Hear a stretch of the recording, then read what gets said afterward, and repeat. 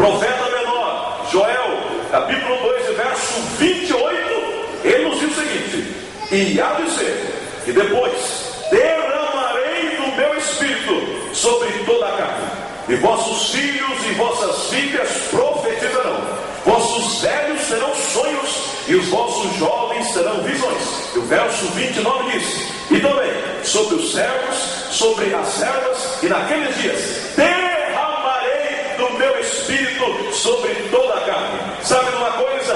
Antigamente, ser cheio do espírito era um privilégio de alguns povos. Eram os profetas, os sacerdotes, os reis. Mas então Deus levanta um profeta menor, chamado Joel, para dar uma promessa para a igreja do século 21. Agora pode ser grande, pode ser pequeno, pode ser senhor, pode ser servo, pode ter dinheiro, pode não ter, pode ser bonito, pode ser feio, pode morar no centro do sítio, pode morar lá no bairro.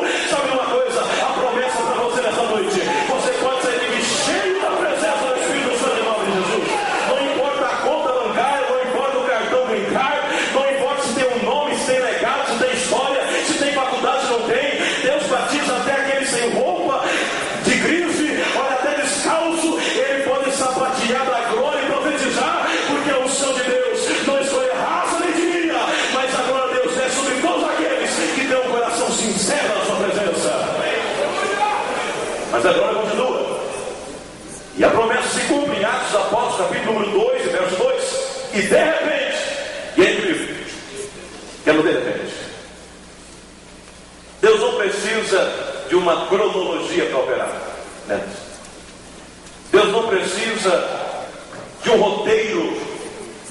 Deus não precisa de formas humanas, nem de paradigmas. Deus age no de repente.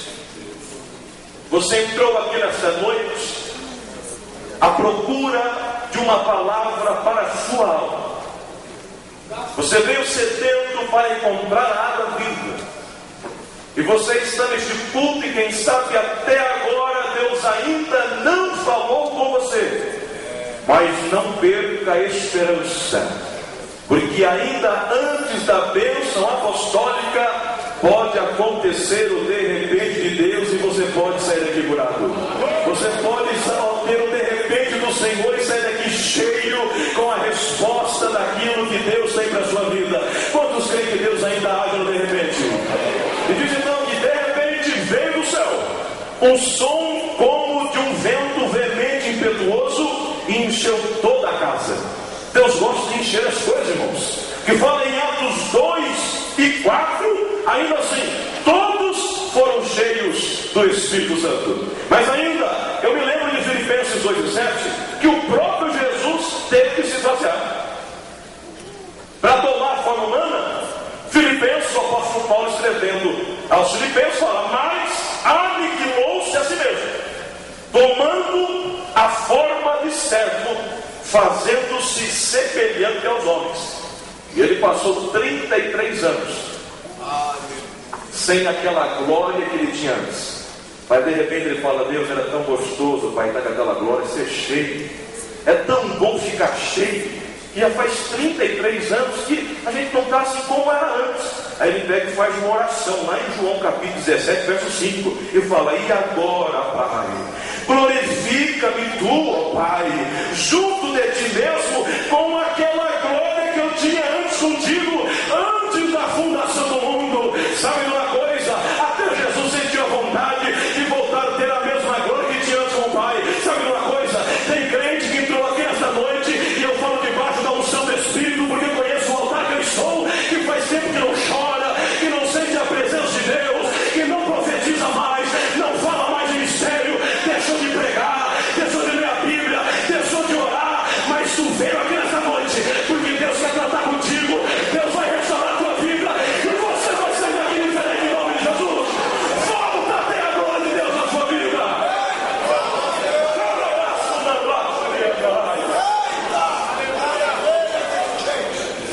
Deus não dá escola. Deus não dá meia sola. Brasileiro gosta de pedir meia sola. Dá um jeitinho, dá uma garibada aqui, Jesus. Para com isso, irmão. Pede: Deus, enche a minha casa, enche a minha vida, enche o meu casamento.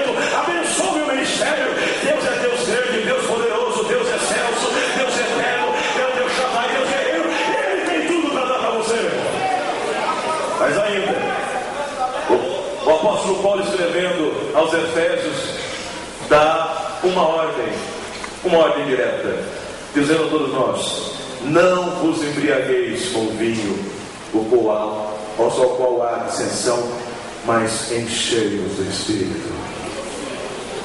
Olha, antigamente, interessante nós pensarmos nisso. Antigamente nós não tínhamos um templo tão bonito como esse, né, pastor Wagner? Antigamente nós não tínhamos um coral tão bem vestido como essas meninas do Senhor.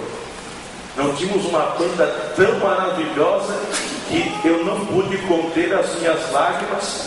E eu até disse para o pastor Joabe: pensa só, se aqui está bonito, pensa quando nós entrarmos no céu e os anjos cantando todos nós juntos numa única só voz. Antigamente nós não tínhamos pessoas tão bem vestidas, tão bem trajadas. Antigamente não precisava deixar o carro no estacionamento, porque não se tinha carro. Vinha de a pé, de chinela, vinha de mula, de cavalo, de bicicleta. Era assim mesmo que o povo vinha, às vezes até sem nada. Mas quando chegava no culto, o culto, olha, poderia não ter violão, não ter uma sanfona, um microfone júri, mas é uma coisa, eles saíam cheios da presença do Espírito Santo em sua vida. Não tinha muita coisa na vasilha, quem sabe estava faltando o feijão, o arroz na panela, mas tem uma coisa, eles iam com o estômago vazio, mas o Espírito cheio da presença e da glória de Deus. E eu me lembro ainda do pastor William José Simon, em 1906, na rua Susa 312, aonde o Senhor falou: é hora de encher de novo. Olha, de vez em quando Deus desce e enche, porque alguns crentes não investem em encher e guardar, vai perdendo. Então, em lá 1906, o Senhor desceu naquela rua Azusa e começou a encher, enche. Então, Daniel Beck e o navio cheio da glória também vieram para o Brasil. Em 1910 foram cheios da presença do Espírito Santo. Mas em 1911, a primeira irmã batizada do Espírito Santo, a irmã Celina Martins de Albuquerque, passou de uma lata vazia para ser uma lata cheia, um vaso cheio da presença e da unção do Espírito Santo. Com todo carinho, com esse rosto de crente, cheio do Espírito, pergunta para o seu irmão: isso é pedagógico? Você está cheio ou está vazio?